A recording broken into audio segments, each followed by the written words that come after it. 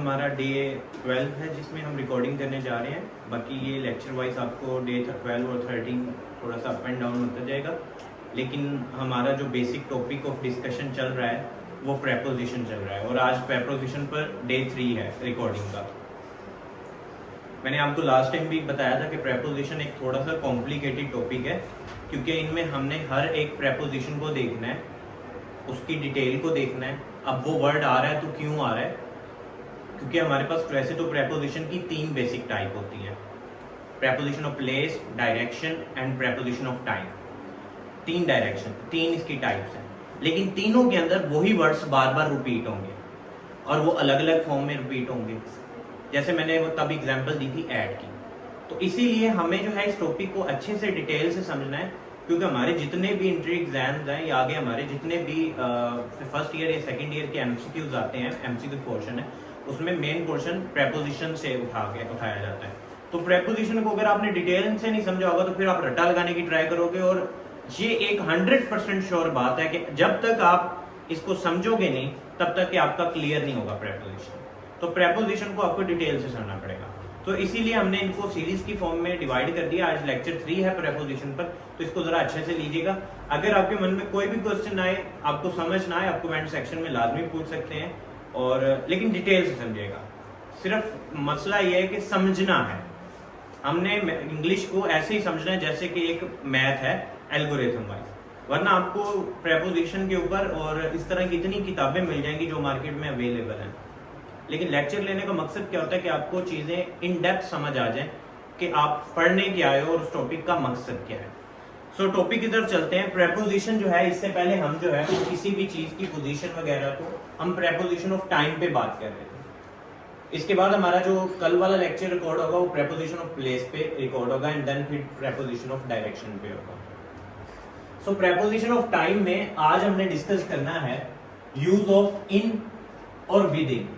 अब इन किसके साथ लगता है और विद इन किसके साथ लगता है, ये आपका प्रेपोजिशन ऑफ जो है प्रेपोजिशन जो टाइम है उसमें ये कंसीडर्ड होता है। अब इन जो है आपका, जब आपने कोई काम उस वक्त में करना हो, मीन के it's not to be sure, मतलब आप ज्यादा उस पर बात पर जोर ना दो, बस जनरली कह दो कि मैंने इस दौरान के अंदर अंदर काम करना है। यानी कि मैं कह दूं कि मंडे तक मैंने काम करना है, ठीक है। सो विद इन जो टाइम है उसको हम हमेशा जो है इन से रिप्रेजेंट करते हैं, अगर हम बात पे ज्यादा जोर ना डालें। लेकिन अगर आपने बात पे थोड़ा सा जोर डाल दिया है कि मैंने ये काम मंडे तक लाजमी करना है, तो फिर आप विद इन का इस्तेमाल करते हो। ऑलमोस्ट दोनों का यूज सेम है, पुट कर सकते हो, लेकिन थोड़ा सा फर्क आपने देख लेना है। अगर किसी ने क्रिटिकल क्वेश्चन पूछ लिया तो क्रिटिकल थिंकिंग में वो लाजमी आपको एनालिसिस पावर होनी चाहिए। जैसे कि एक एग्जांपल लेते हैं हम यहाँ पर। अब हमारे पास है I shall return the book in 5 days। अब यहाँ पर इन 5 days 5 दिनों में पॉसिबल है, ठीक है, इन ठीक है लगा हुआ, लेकिन I will return the books with in 5 days, ये भी बिल्कुल ठीक है। अब फर्क कहां पे आया, ये जब आप टेंसेस की सीरीज देखोगे तो उसमें आपको जब फ्यूचर इंडेफिनिट करवाया जाएगा, वो भी हमारे यूट्यूब चैनल पर अवेलेबल होगी, टेंसेस की सीरीज बना के आपको मिल जाएगी प्लेलिस्ट में। सो आई के साथ बेसिकली लगता है शैल ही है, लेकिन जब हमने बात पर जोर डालना होता है, हम कहते हैं कि बात को इंपॉर्टेंट बना देते हैं, हम कहते हैं मैं ये लाजमी करूंगा या ये लाजमी होगा। यानी आप फ्यूचर की प्रिडिक्शन कर रहे हो और उसमें ये चीज इनरोल कर रहे हो कि ये लाजमी होगा काम, तो आप फिर जो है वो विल की जगह क्या पुट कर देते हो, शैल पुट कर देते हो। अगर शैल पुट करना है तो क्या पुट कर देते हो, विल पुट कर देते हो। तो जो अब आई के साथ शैल आना था लेकिन विल आ गया, मीन काम जरूरी होगा। जब लाजिम और जरूरी काम हो जाएगा देन हम यहाँ पर बाकी सेंटेंस वही है, तो फिर हम क्या पुट करेंगे, विद इन। यानी इन में भी काम होना है वही और विद इन में भी वही होना है, लेकिन विद इन में आप ये कह लें कि बात पर थोड़ा सा जोर डाल दिया कि ये मैंने इस टाइम में काम करना ही करना है। ये जरा मैं फ्यूचर के बारे में थोड़ी सी बता देता हूं। ही, शी, इट, दे और सिंगुलर और प्लूरल चीजों के साथ जो है वो विल लगता है, और आई और वी के साथ सिर्फ शैल लगता है। लेकिन अगर आपने किसी बात पे जोर डालना हो तो आपका ऑपोजिट हो जाता है, विल आई वी के साथ चला जाता है और शैल इन सब चीज के साथ आ जाता है। नॉर्मल केसेस में इनके साथ विल ही रहेगा और आई वी के साथ शैल ही रहेगा। लेकिन जब आपने बात पे जोर डाल दिया है तो फिर आपकी जो है वो विल चला जाएगा आपकी आई और वी के साथ।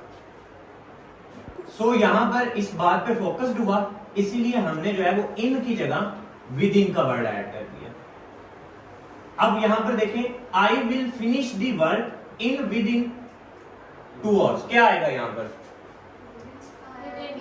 विद इन आएगा, एग्जैक्टली क्योंकि आई के साथ शैल आता है लेकिन विल लगाया गया, यानी बात पे थोड़ा सा ज्यादा फोकस किया गया। अब यहाँ पर ना आपके जो ज्यादातर माइंड में ये भी आ रहा होगा, ये टाइम के रिलेटेड कि सर हमने इससे पहले टाइम में भी पढ़ा था कि टाइम में जो है वो आपका लगता है एग्जैक्ट टाइम हो तो आपका जो है वो ऐड भी लग जाता है, तो फिर सर यहाँ पर कैसे पता चलेगा कि यहाँ पर ऐड नहीं लगना बल्कि जो है वो इन लगना है? ये ना आपके सेंटेंस पर डिपेंड करता है, ठीक है। आपका सेंटेंस में वो किस नौइयत का आ रहा है, यानी कि उसकी उर्दू लिंग्विस्टिक में क्या काम हो रहा है। एट काम किसी भी काम का उस टाइम पर होने को रिप्रेजेंट कर रहा होता है। एट किसको रिप्रेजेंट कर रहा होता है? उसी टाइम पर होने को। लेकिन जो विद इन या इन है ये बेसिकली उसके दुरानिया में, मिसाल के तौर पर मैं कह दूं कि आपका सेशन 3 o'clock स्टार्ट होना है, ठीक है, एग्जैक्ट 3 o'clock, तो फिर हम इसमें एट की कंडीशन में जा रहे हैं। मैं कहूंगा अगर कि आपके 3 o'clock तक हो जाएगा शुरू, यानी कि मैं 2:50 पे भी शुरू कर सकता हूँ, 2:55 पे भी शुरू कर सकता हूँ। सो मीन के 3 से पहले उसके दौरान जो आपका टाइम ऑफ टेन्योर होगा जिसमें आपने उस सेशन को लेने आना है, मीन उसमें उसके दौरान हो सकता है। तो जब इस कैटेगरी में जाओगे तो फिर आपको इन और विद इन की तरफ जाना है। ये बात समझ आ रही है आपको? जब आप किसी टाइम को एग्जैक्टली लेके आते हो कि इसी में ही होना है तो फिर आप एट की कंडीशन में जाते हो। और जब आप कहते हो कि अच्छा इसके दौरान हो सकता है, मिसाल के तौर पर 3 o'clock स्टार्ट हो सकता है, यानी कि इसके आगे पीछे 10 मिनट आगे 10 मिनट पीछे हो सकता है, तो फिर आप विद इन की कंडीशन में। Use of during and while. अच्छा, ड्यूरिंग और व्हाइल दोनों कंजक्शन भी हैं। ये हमने कंजक्शन की सीरीज में आपको पहले भी क्लियर किया हुआ है कि आपके ऑलमोस्ट जितने प्रेपोजिशन है वो कंजक्शन के तौर पे भी काम करते हैं।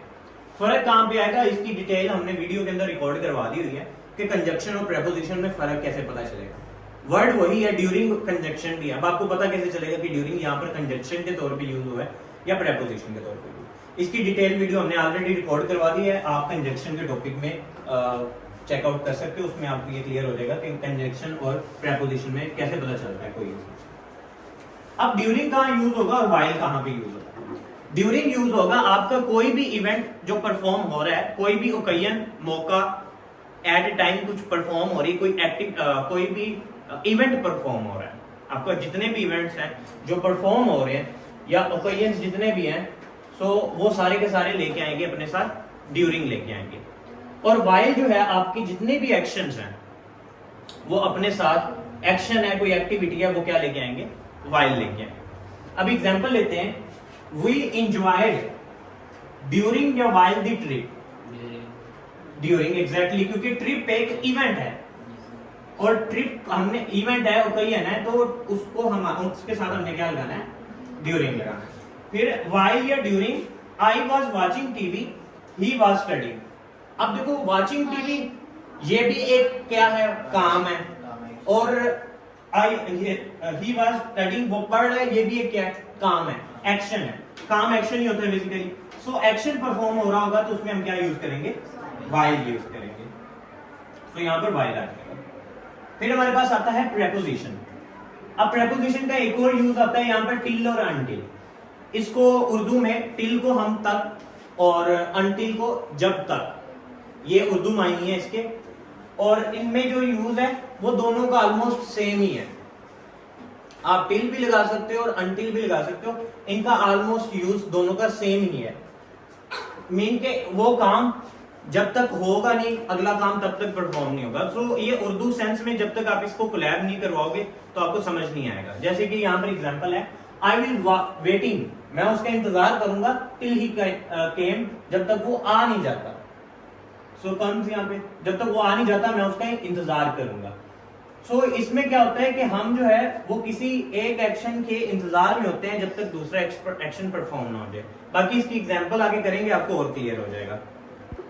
अब नेक्स्ट रहता है हमारे पास यूज ऑफ बाय।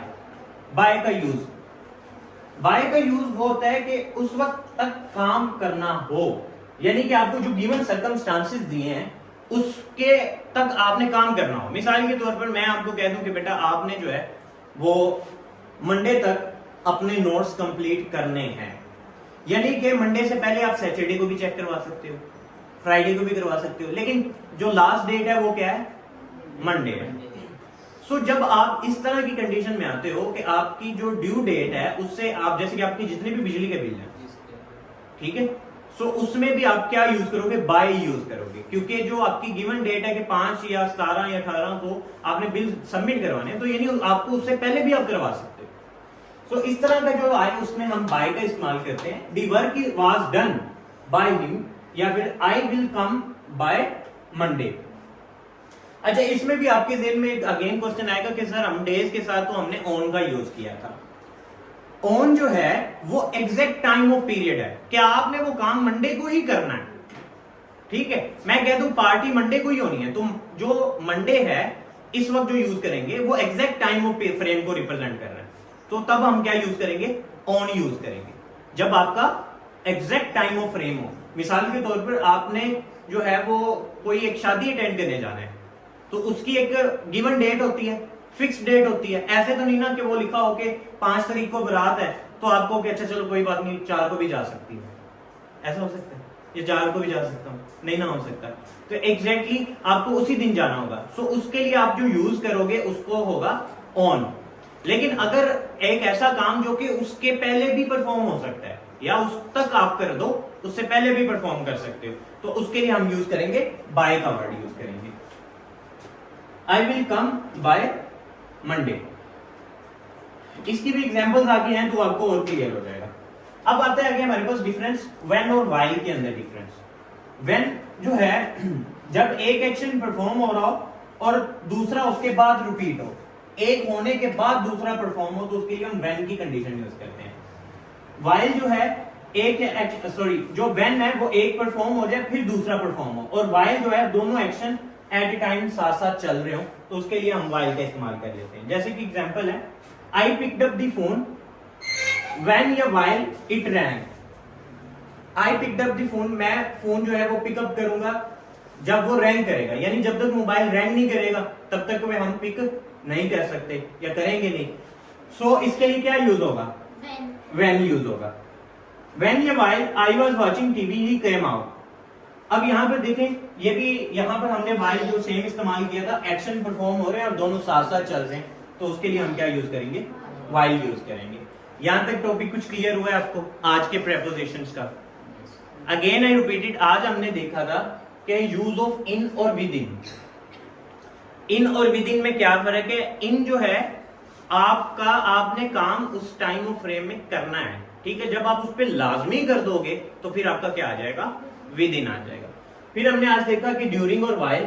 ड्यूरिंग जो है वो किसी इवेंट या ओकेजन को रिप्रेजेंट कर रहा होता है, और वाइल जो है वो किसी काम के चलने को, एक साथ दो काम परफॉर्म हो रहे हो तो फिर हम वाइल का इस्तेमाल करते हैं। ये बेसिकली एक्शन और एक्टिविटी होती है। उसके बाद आपका टिल और अनटिल है। टिल और अनटिल जो है दोनों कंजक्शन, ये भी आपके कंजक्शन और प्रेपोजिशन है, ये भी आपके आ जाते हैं और ये भी कंजक्शन और प्रेपोजिशन में आ जाते हैं, और इन दोनों का ऑलमोस्ट यूज सेम ही है। इसमें ज्यादातर इतना कोई, जितने भी इंटर एग्जाम है उसमें टिल और अनटिल को लेके इतनी ज्यादा कोई कंट्रोवर्सी या इतना ज्यादा कंफ्यूजिंग काजिंग क्वेश्चंस नहीं पूछे जाते। तो दोनों का सेम ही है कि जब तक वो होगा नहीं काम तब तक हम जो है वो नेक्स्ट नहीं करेंगे। तो जब इस तरह की कंडीशन आ जाए तो हम टिल और अनटिल का यूज करते हैं। फिर आता है बाय। बाय का जो काम है वो ये है कि आपने उसके गिवन टाइम के अंदर अंदर परफॉर्म करना है काम, मंडे तक हो जाए या हम उसको कोई भी डेट दे दें और हम कहें उसके अंदर अंदर आपने ये काम करना है, तो फिर हम क्या यूज करेंगे, बाय यूज करेंगे। व्हेन का जो है ये है कि जब एक एक्शन कंप्लीटली परफॉर्म हो जाए फिर दूसरा एक्शन परफॉर्म हो, तो फिर हम करते हैं व्हेन का यूज। व्हाइल का यूज हमारा ऑलरेडी हो चुका हुआ है। एग्जाम्पल देते हैं। अब ये एग्जाम्पल्स बेटा आप लोगों ने गिनवानी है मुझे, इसमें ये सारे यूज होंगे जो हमने आज पढ़े हैं आज के टॉपिक में। I will completed the assignment इन और विद इन 2 days।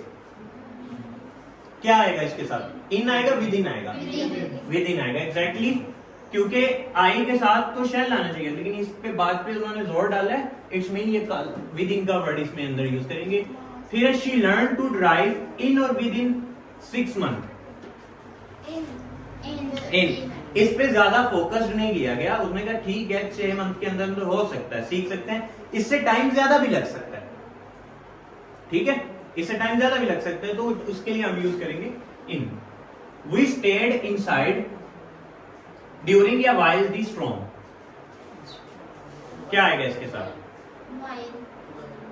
अब यहां पर देखो स्टॉर्म की कंडीशन है। स्टॉर्म मतलब कि आपके गर्ज चमक के साथ जो ओलाबारी होती है या तेज आंधी तूफान आता है, तो ये ओकेजन है, एक इवेंट है, ड्यूरिंग आएगा क्योंकि ये एक जो है ओकेजन है।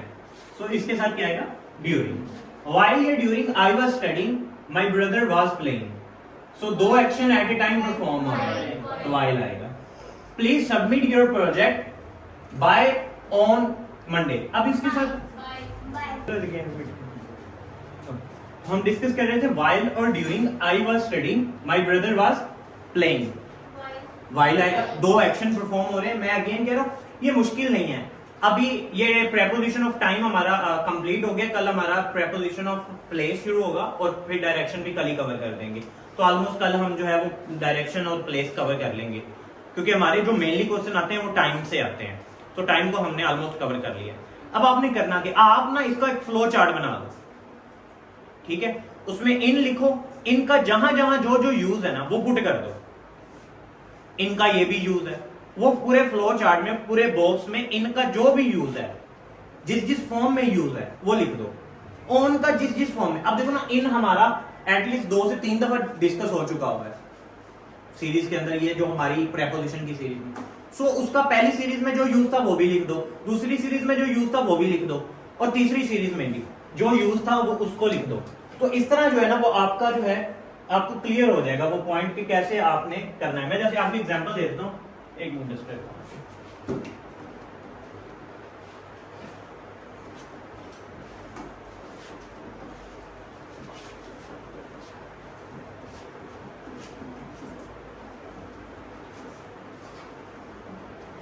ये ना अभी ऐसे क्योंकि सारे बिखरे बिखरे महसूस हो रहे हैं और आपको लग रहा है कि ये पता नहीं कितना ही कॉम्प्लिकेटेड टॉपिक है सर, इनका तो वहां पे क्या यूज था, यहाँ पे क्या आप बताई जा रहे हैं, सारा मिक्सचर बनी जा रहा है। अभी तो जो समझ आ गई आगे घर जाके तो ये भी नहीं रहना, ऐसे आपके जिन्हों में आ रही होंगी बातें।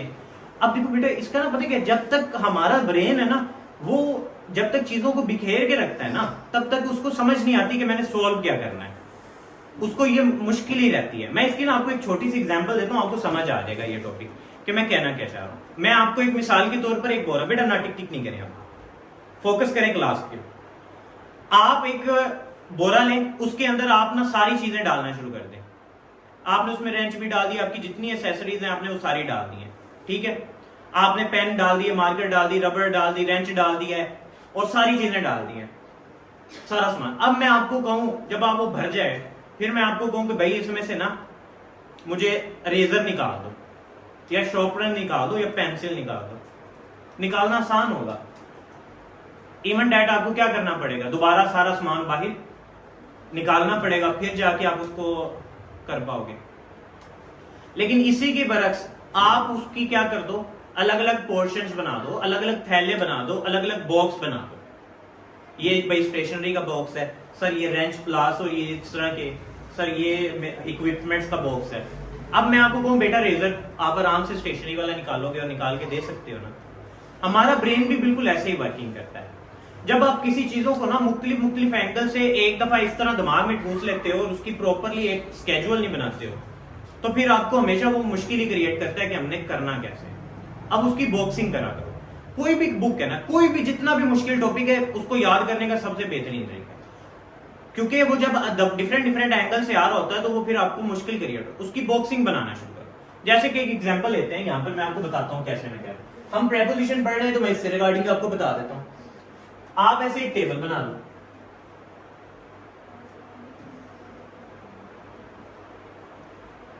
ठीक है, ऐसे आप टेबल बना लो और उसमें इन, अब इन का आपने जो जो यूज पढ़ा हुआ है, जैसे कि आपने पीछे इन का भी यूज पढ़ा था कि अगर आपका एग्जैक्ट टाइम आएगा तो एट आएगा, अगर आपका एग्जैक्ट टाइम ऑफ फ्रेम नहीं है, रेफरेंस नहीं है, तो आपका इन आएगा। एक बात वो होगी। उसके बाद आज इनका तज़किरा किया हमने विद इन और इन के अंदर, कि जब आपका काम आपने करना है लेकिन लाजमी नहीं है कि उसी टाइम ऑफ फ्रेम में हो, थोड़ा सा आगे पीछे भी हो सकता है, ताओ पिन का यूज हो सकता है। अब बस 2 इनके यूज थे यहाँ पे। एट का एग्जैक्ट टाइम ऑफ रेफरेंस में सिर्फ एक यूज आ गया। वाइल का दोनों के एक यहाँ पर हमने ड्यूरिंग और वाइल में डिफरेंस पढ़ा, एक हमने यहाँ पर वाइल का डिफरेंस पढ़ा। दोनों में एक ही बात थी कि 2 एक्शन साथ साथ परफॉर्म हो रहे हो तो आपका क्या आएगा, वाइल आएगा। इसका भी एक ही हो गया। उसके बाद ड्यूरिंग का भी आपका एक ही है कि ड्यूरिंग आपको मोस्टली इवेंट्स और ओकेजन्स पे यूज होता है, उसका एक बॉक्स बन गया। उसके अलावा ऑन का बना दो, 2-3 बन जाएंगे ज्यादा इसकी मिसाल के तौर पर, ठीक है। लेकिन इससे आपको होगा क्या, अब आपके पास सिर्फ एक पेज की 10 से 15 लाइन के अंदर अंदर सारी चीजें कवर हो गई। अब आपको बोलेंगी नहीं, अब आप मैचिंग करके उसको आराम से टैकल कर सकते हो। तो हमेशा चीजों को सॉल्व करने के लिए उसकी बॉक्सिंग कर लेते हैं तो टेबल की फॉर्म में। खैर नेक्स्ट एग्जांपल की तरफ चलते हैं। Please submit your project bye और ऑन मंडे। तो यहाँ पर क्या आएगा, बाय मंडे के, यानी आप अपना प्रोजेक्ट जो है वो मंडे तक सबमिट करवा सकते हैं, ठीक है। व्हेन और while the bell rang left the classroom, तो क्या आएगा, व्हेन आएगा, व्हाइल आएगा, व्हाइल आएगा। जब एक सॉरी यहाँ पर हमारे पास बेल रैंग 2 और the student left the classroom, बिल्कुल एग्जैक्टली यहाँ पे हमारा क्या यूज होगा, व्हाइल 2 एक्शन है कि बेल रैंग होगी सो स्टूडेंट लेफ्ट करेंगे। डोंट लीव टिल और अंटिल द मीटिंग एंड, सो इसमें आप कोई भी यूज कर सकते हो, टिल भी लगा सकते हो और अंटिल भी लगा सकते हो, इसमें कोई खास डिफरेंस नहीं है। You can completed the work within an hour। अब यहाँ पर कैन यूज हुआ है, मतलब कि आपको करना चाहिए, लाजमी है। सो जब आप किसी बात पे फोकस कर सकते हो, कर देते हो, तो फिर क्या आता है, within. So you can completed the work within an hour. सो ये आपकी सारी एग्जांपल्स थी। आज ही जाके ट्राई करो कि जितना आपने प्रेपोजिशन के रिगार्डिंग कर लिया हुआ है उसका लाजमी, आपको ज्यादा से ज्यादा 5 से 10 मिनट लगेंगे आपके। अपने नोट्स निकालो, ठीक है। वीडियो के स्टार्टिंग में हम थोड़ा सा स्पेस देते हैं, स्क्रीनशॉट आप वहां से लेके वहां से आप नोट डाउन कर लो। उसको जो है लाजमी एक बॉक्स बना लो एक पेज पे, आपको प्रेपोजिशन ऐसे फिंगर टिप्स पे हो जाएगा, ठीक है। कल इंशाल्लाह हमारी प्रेपोजिशन की लास्ट सीरीज होगी जिसमें उम्मीद करते हैं हो सकता भी है, सो इसके साथ क्या आएगा, हो भी सकता है, ठीक है। बाय आएगा, हो सकता है कि कल हमारी कंप्लीट हो जाए प्रेपोजिशन की, उम्मीद है इंशाल्लाह। सो उसके बाद हम जो है वो इंटरजेक्शन करेंगे एंड देन उसके बाद टेस्ट के हम सेशन लेके चलेंगे। 1 वीक ऑलमोस्ट लगेगा हमें एक टेस्ट सेशन में, उसमें वो भी हम वीडियोस रिकॉर्ड करेंगे। जितना हमने पार्ट ऑफ स्पीच जितने भी पढ़ा ली हैं ऑलमोस्ट सारे कवर हो चुके हैं, उनकी डिटेल के साथ रोजाना के ऑलमोस्ट 50 MCQs को डिस्कस किया जाएगा और हम उनको अपलोड भी करेंगे और उस पर डिस्कशन भी करेंगे बाद में कि ये वाला आंसर है तो क्यों है, ये आंसर गलत है तो क्यों गलत है। सो उसका एक प्रॉपर हम जो है वो वीडियो रिकॉर्डिंग भी करेंगे। Stay connected with AA science academy officials and अगर आपको कुछ ना कुछ सीखने को मिल रहा है एंड इस वीडियो से या इन लेक्चर से आपकी लाइफ में कुछ चेंजिंग आ रही है, सो लाजमी जो है वो हम सब कुछ हमारी टीम को सपोर्ट करने के लिए और स्पेशली मुझे खुद को भी करने के लिए, ताकि जो है ये सीरीज कंटिन्यूसली चलती रहे इंशाल्लाह। सो इसको चैनल को सब्सक्राइब करें, लाइक करें और उसके अलावा शेयर वगैरह लाजमी करें, क्योंकि again I repeated because make your self be confident and खुद को प्रोडक्टिव बनाओ और प्रोडक्टिव बनाओ ताकि दुनिया में सारे नॉन फंक्शनल चीज़ों के पीछे भाग रहे हैं। प्रोडक्टिव बनाओ, चेंज करो अपनी लाइफ और अपने आप से लाजमी एक क्वेश्चन करिएगा। मैं हमेशा वीडियो गैग पे कुछ ना कुछ बात कहता हूँ, मैं आपको आज अगेन एक पॉइंट कहना चाहता हूँ कि अपनी आंखें ना तकरीबन 10 सेकंड से 20 सेकंड के लिए बंद करके ना और एक बात सोचें, ट्राई करें। अभी अगर आप वीडियो देख रहे हैं ना तो एक दफ़ा इसको रोक कर आपने सोचना है, क्या सोचना है कि आप आज से 20 साल 30 साल आपकी ज़िंदगी आगे चलेगी है और उन 20 और 30 साल में आप जिस स्पीड से चल रहे हो और जिस वर्क की बुनियाद पे चल रहे हो, सो 30 साल बाद आपको क्या मिला होगा, आपके पास कितना कुछ हो सकता है, मैक्सिमम आप क्या गेन कर सके होंगे उस वक्त तक। और आप ये सोचो कि आपको क्लियर हो जाएगा कि मैं उस वक्त ज़्यादा से ज़्यादा एक कोऑपरेटिव सेक्टर्स में 50,000 60,000 70,000 80,000 1 लाख तक की सैलरी ले रहा होगा और मेरे ख्वाब अधूरे होंगे, जो कि मैं इतने बड़ी बड़ी ख्वाब बंगले और गाड़ियाँ सोचता हूँ। सोचिएगा कि आप 30 साल आगे चले गए हैं। सो आपके मन में उस वक्त क्या जवाब आएगा? आपका मन करेगा कि काश एक दफ़ा मैं इस चीज़ को दोबारा बैक चला जाऊँ, 30 साल पीछे चला जाऊँ, ताकि मैं अपनी ज़िंदगी को संवार सकूँ, कुछ इससे बेहतर बन सकूँ। सो अभी फिर आंख खोलिएगा और समझिएगा कि ये टाइम आपके लिए गनीमत है, और उसको अभी से ही डायरेक्शन दीजिएगा, ताकि 30 साल बाद जो होने वाला रिग्रेट है वो आज आपने फील कर लिया, उसको दोबारा फील ना कर सकें। Thank you so much. अल्लाह हाफिज़।